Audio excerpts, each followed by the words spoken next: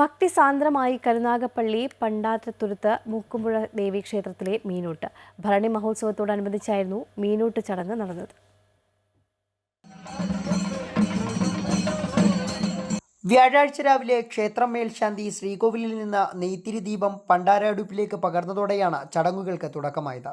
തുടർന്ന് 11 മണിയോടെ പൂക്കൾ കൊണ്ടലങ്കരിച്ച രഥത്തിൽ മീനൂട്ട് പൂജ നടക്കുന്ന പന്തലിലേക്ക് നിവേദ്യം എത്തിച്ചു.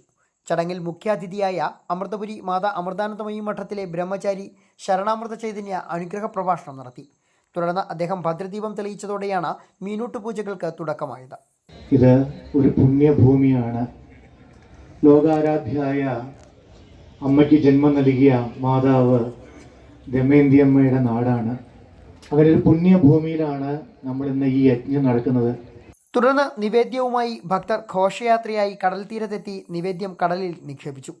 ക്ഷേത്രം തന്ത്രി സുകുമാരൻ, മേൽശാന്തി കണ്ണൻ എന്നിവർ മുഖ്യ കാർമ്മികത്വം വഹിച്ചു.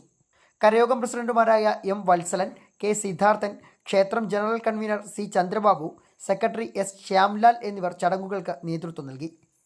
അമൃത ന്യൂസ്, കൊല്ലം.